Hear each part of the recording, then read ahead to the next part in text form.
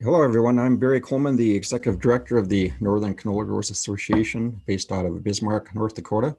The Northern Canola Growers Association has been around for quite a number of years. The association started in 1994, and our mission statement is to promote the marketing, processing, use of canola, promote efficient production and education, and develop and implement ag policies that are able to enhance the development of the industry. We've worked quite diligently in the early years to get some crop protection products for canola. Worked a lot on getting those products, getting harmonization with Canadian producers. Worked a lot on planting dates for crop insurance purposes. We considered a big win years ago when we got the RMA to extend our final planting dates that had been shown in that chart we saw earlier on Brian's slide. A lot of work went into that to get those final planting dates from RMA to where they are. Also working on getting equity for canola in the Farm Bill. This chart here shows the board members of the Northern Canola Growers. We've got Pat Murphy of Minot as our president, Dan Marquardt from Botno as our vice president, Tim Michelson from Rolla, secretary treasurer, John Wirt down in Hettinger, Matt Mojan from Rolette, Zach Jacobson from Langdon, Troy Rumpfel from Calvin, Mike Breckus from Kenmare, Brian Jenks from NDSUCREC, Christy Sundin from Pioneer, Rob Hammond from BASF, and Courtney Meduna from Bear, and as well as our crop insurance rep, Becky Broughton from Town and Country Insurance and West Hope. Looking at canola acres in 2020, the acres came in at 1.49 million acres, which was 7% down from the prior year. The main reason for that was last year at this time, the canola price situation was certainly a lot different than it is today. The prices for a lot of ag commodities had really been in a downtrend over the last couple of years. It's been a couple of tough years for all of agriculture due to the China situation. In October, the USDA said our average yields were 1,770 pounds, and they increased that quite significantly by the January report to 1,960 pounds. So it was a record, tying our record high set 2 years ago. So 1.3 million tons of canola was produced in North Dakota.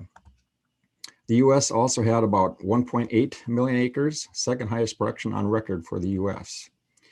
Going back 25 years ago, we see in North Dakota, we had 210,000 acres.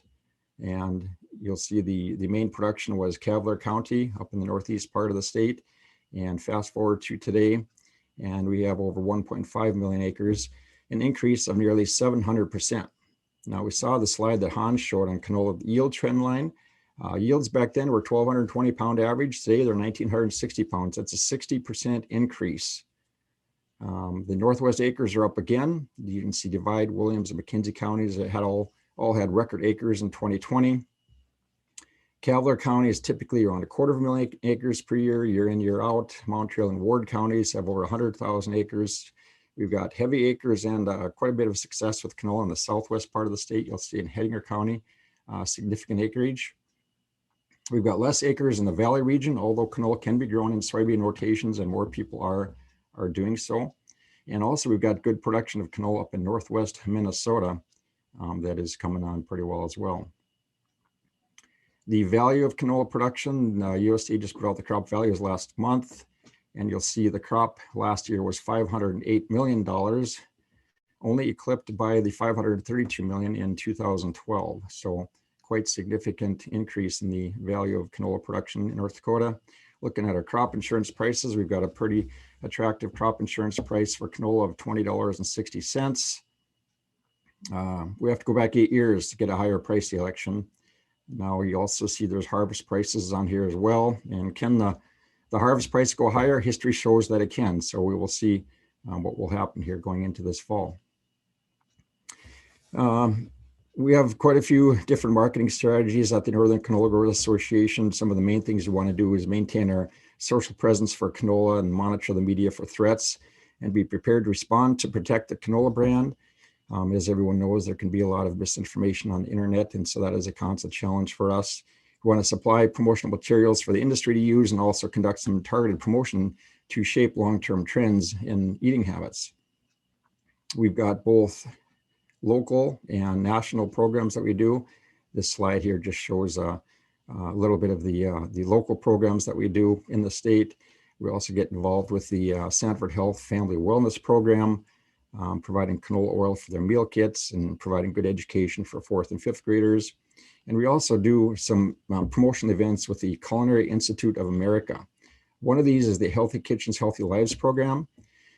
Now, this annual professional event focuses on food suppliers and nutrition professionals, and this conference covers in-depth seminars and kitchen workshops. NCGA was able to download and utilize over 400 recipes from the visiting chefs at this event, many of which promote canola oil, and are able to use those in our NCGA marketing. We also promote canola oil at the Flavor Summit and the Menus of Change programs through the CIA that target university and company dining programs and hospitality industry chefs.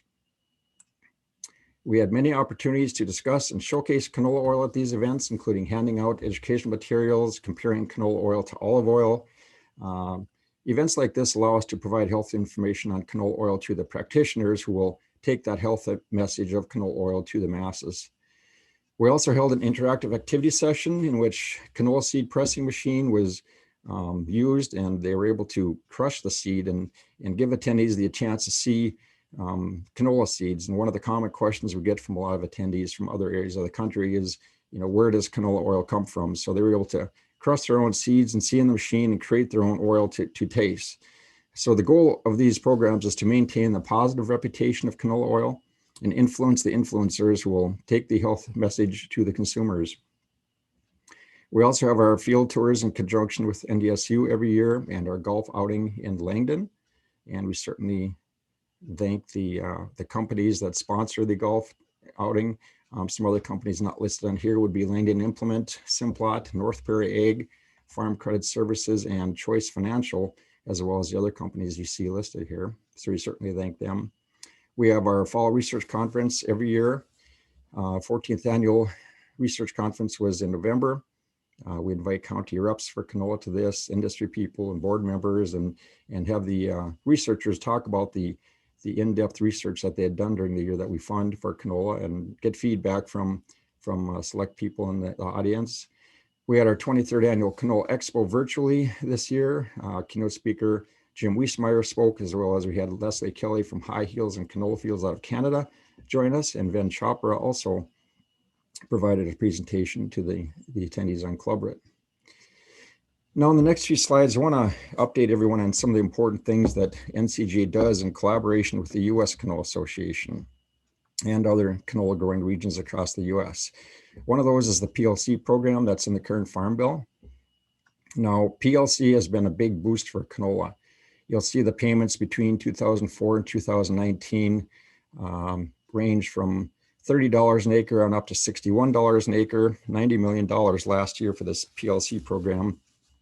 This is an important price support program in the Farm Bill that is critical for canola.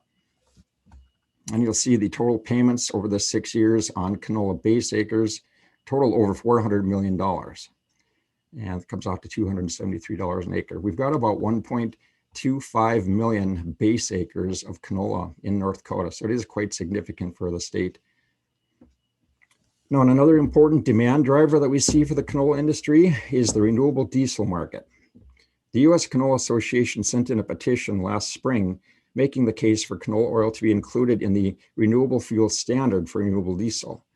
Currently, canola oil does not have what they call a pathway for RD, renewable diesel. Back in 2010, as everyone probably knows, EPA approved canola oil for biodiesel use. And since then, things like the California Low Carbon Fuel Standard have really increased demand for renewable diesel. And so our petition to the EPA pointed out the problems with the life cycle assessment model that they have and seek to make some corrections in that model. This slide shows some of the key things that we pointed out in the petition that we think need to be modified within the life cycle assessment that they have at the EPA. Now, making all of these adjustments would get the greenhouse gas reduction number for canola up to 79%. Now, you need to show a 50% greenhouse gas reduction figure from baseline levels in order to be included. So making these adjustments, we certainly feel that we would get canola to where it needs to be. The EPA tells us that there's a lot of renewable fuel standard issues have been litigated in the last decades. This makes them a little gun shy to make sure that everything is in order whenever they issue a rule. But the expectation for this is that the risk of litigation would be extremely low. The petition's been there for over a year and it isn't even marked as complete yet, which is the first step in their process. So the USDA, U.S. Canola Association, is constantly checking with EPA to get updates. And at a recent meeting with Senator Hoeven, he expressed an interest in sending a joint letter to EPA with Senator Klobuchar to urge EPA to expedite our request. And this slide here shows the unique consortium of interests that have all aligned in support of including canola oil for renewable diesel. We've got companies in the crush industry, we've got growers, we've got petroleum companies that all support its inclusion. And our closest renewable diesel plant is right here in canola country in the western part of the state. So making canola oil an eligible feedstock will create cost efficiencies for plants in close proximity to canola growing regions. We've heard that renewable diesel expansion is a long-term structural shift in demand for edible oils, and it's going to further tighten supplies. Now, there's a term they use in the real estate industry called the highest and best use. It refers to the use of a property that results in the highest value. In the canola industry, the highest and best use of canola oil is for food purposes. That is the market that extracts the highest value for canola. Now, there are some in the industry that say they don't think canola oil will be utilized for renewable diesel because canola oil is priced at the premium end of the spectrum.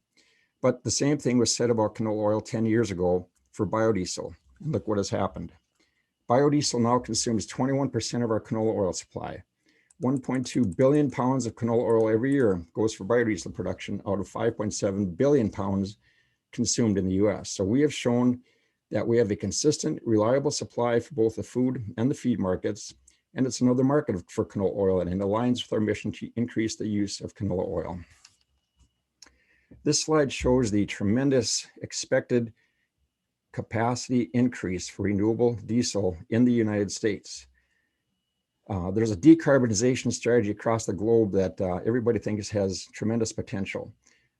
There's a saying that there's a biofuel renaissance occurring in the US, and they say that Canada may be on the verge of its own renaissance. We've heard reports up in Canada that they expect an extra 3.3 billion pounds of canola oil would be used under the Clean Fuel Standard Program. Now, this would require 3 new crush plants to meet this demand. Now, keep in mind, there's 19 crush plants in North America, so this would be a 15% increase. Just recently, we saw an announcement that there's a proposed $2.4 billion renewable diesel plant in Saskatchewan. And guess what? It would use canola oil as its main feedstock. This plant would require 1 million tons of canola oil per year, which is over 2 million tons of seed. And keep in mind, this is more than all the canola we raise in the US. This plant hinges on Canada's proposed clean fuel standard, creating a huge market for renewable diesel like the low carbon fuel standard has in California. But remember, Canada doesn't want to be left behind in the race to add renewable diesel capacity. So we certainly expect to see some movement up there. And this would be the first plant of its type in Canada. And they're calling this proposed facility a game changer for the canola market. So we feel there's certainly potential in this market, and it's certainly worthy of our efforts to include canola oil. I wanted to point out one other area where we were able to get some incentives for the canola industry working with the U.S. Canola Association. There was a CSP enhancement added for canola and sunflowers in the past year, where if you add them in your cropping rotation, you can get an enhancement. It's called Conservation Practice 328. So we want to make people aware of that. Another issue we're working on through the U.S. Canola Association is getting tariffs reduced for canola oil into Japan. We sent a letter to the U.S. Trade Rep a year ago asking to be on the same tariff reduction schedule that Canada obtained with Japan, and they did not allow it, but we are certainly pushing for that, as we would like to be on the same playing field with Canada as far as canola oil exports to Japan. Now, we don't export a whole lot of canola oil right now, but there's always that chance in the future that we would, so we want to be on the same playing field. This chart here shows some of the 2020 canola research projects. We dedicate over 40% of our funding or our budget each year to canola research projects. We're compiling a list of research projects funded, and we're going to put that publication out soon on our website. And this just shows the request for proposals, the main areas of research that we ask for canola. Wrapping things up here, you'll see a chart of North America that shows a lot of the canola production. You'll see the heavy production in North Dakota. We've also got some bright prospects for canola in the Pacific Northwest. Now, Jack Brown, a noted canola breeder from this region who recently retired, had a winter variety just recently released that was picked up by a company that has Group 2 herbicide residual tolerance, which they're calling a game changer in this area of the country because it can now be used in rotations with wheat and pulse crops that use Group 2 herbicides. So we're looking at 2 million acres of a goal for the northern region of the US, 400,000 acres in the Pacific Northwest, a couple 100,000 down here in the Southern Plains, and 60,000 in the Southeast. So also we're looking at a 2,500 pound average yield by 2025. So to wrap things up, I just want to say that canola oil has been a great success story. Consumption has increased nearly 600%. And in the next 20 years, we see this trend accelerating. So we're to continue to work for the growers and ensure the profitability and success of the industry for years to come.